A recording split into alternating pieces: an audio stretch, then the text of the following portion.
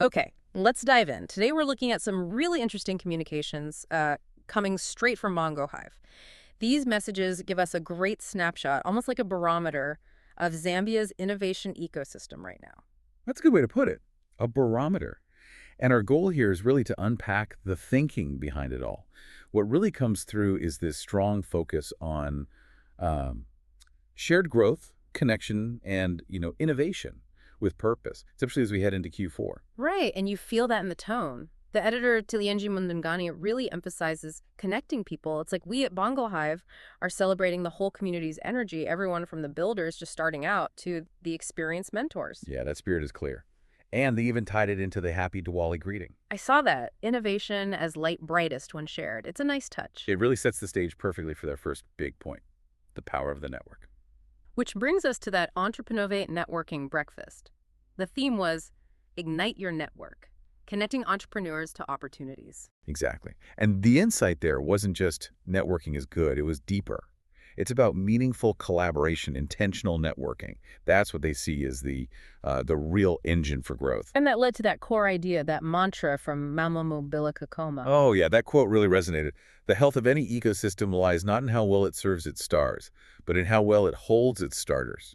It's a fantastic line philosophically, but practically, does focusing on starters make business sense in the short term? How does that hold up? Well, that's the immediate question, isn't it? Especially when investors often chase the established stars. Mm-hmm. But strategically, we believe focusing on starters is actually a very smart long-term investment. It builds resilience from the ground up. So it makes the whole system stronger, less dependent on just a few successes. Precisely. You diversify risk, you nurture talent locally, you build a stronger foundation. If the base is solid, the whole pyramid benefits. It's about strengthening the pipeline itself. Okay, so it's a long game. How does this philosophy actually look in action? What are the projects? A great example is in agribusiness. We at Bongo Hive Consult are deeply involved with the Panuca Agribiz Hub project. Panuca, right. The goal there is ambitious. A digital ecosystem by African farmers for African farmers. Exactly. And the key is how they're building it. They just had a user validation session. It's all grounded in human-centered design, or HCD. HCD. Can you quickly break that down? What does that mean for, say, a farmer using this platform? Sure. Simply put, HCD means you don't just build tech and hope people use it. You start by deeply understanding the user, the farmer, in this case, their challenges, their needs, their context, before you build anything. So the tech serves the human, not the other way around. Makes sense. It ensures the final product is actually relevant and usable, which is crucial, especially with challenges like internet connectivity in rural areas. And the structure reflects that. The Panuca TTL framework, teach, tools, linkages. Yeah, it's very practical. The teach part, for instance, already has over 200 video lessons on agribusiness topics. Wow, over 200. That number itself says something about the need, doesn't it? It definitely suggests big gaps in knowledge around things like financial management, handling risk, getting ready for market, things beyond just growing crops. And the other parts, tools and linkages. Tools provide practical resources, templates, things like that. But the linkages part, that's strategically vital. Why linkages specifically? Because knowing how to run the business side is one thing, but actually connecting farmers to, say, reliable buyers or funding sources, that can be game-changing. If Panuca can effectively bridge that gap, it unlocks huge economic potential. And this isn't happening in isolation. The National Technology Business Center, NTBC, is involved. Ministry of Technology and Science. That's right. It shows important collaboration. Government backing adds credibility and, potentially, resources. Speaking of building capacity, Bongo Hive also celebrated the first graduates from their HCD course, run with the University of Lusaka, UNILUS. Yes, that's critical for sustainability. You're embedding that user-focused design thinking into the local talent pool.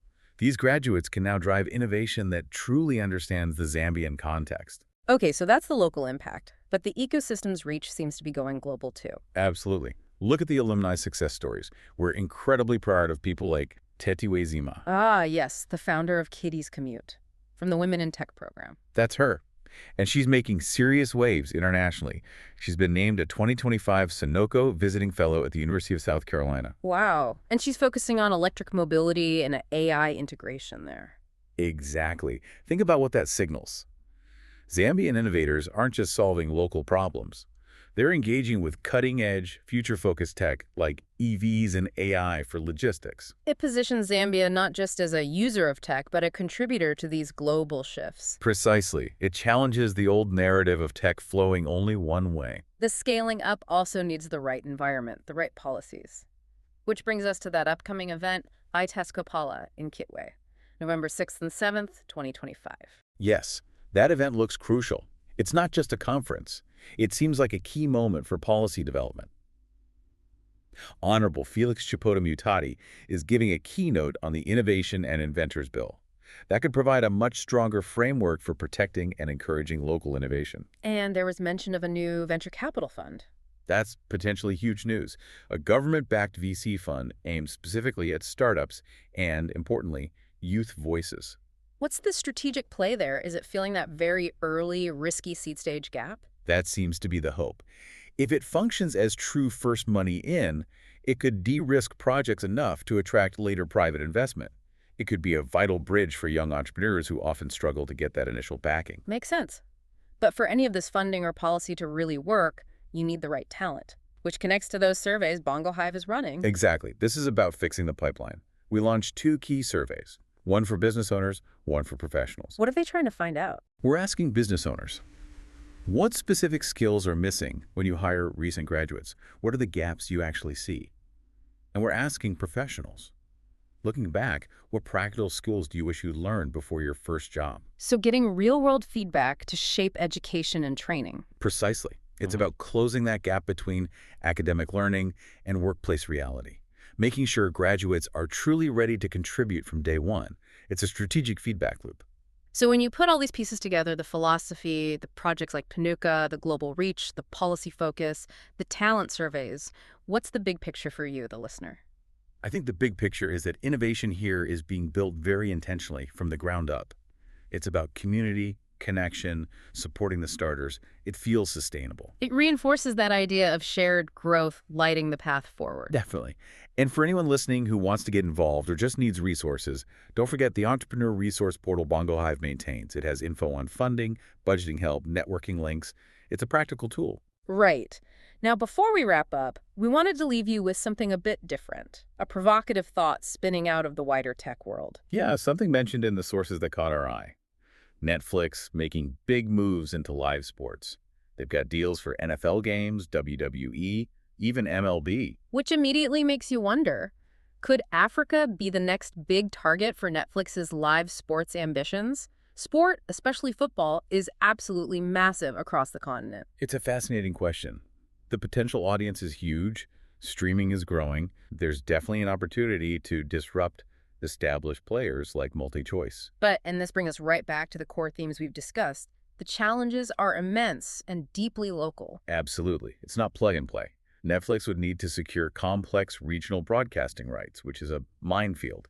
And critically, they'd have to figure out pricing that works for mobile-first users in diverse economies. Plus the infrastructure hurdle, data costs, internet speeds, latency. Exactly. They'd likely need deep partnerships with telcos to make streaming viable and affordable for a mass audience. It comes back to understanding the local context. It really does. Whether you're Netflix considering a continent or Bongo Hive building an agribiz hub, success hinges on genuinely meeting users where they are with solutions that fit their reality. A perfect closing thought. Global reach must be grounded in local understanding, something to definitely keep an eye on.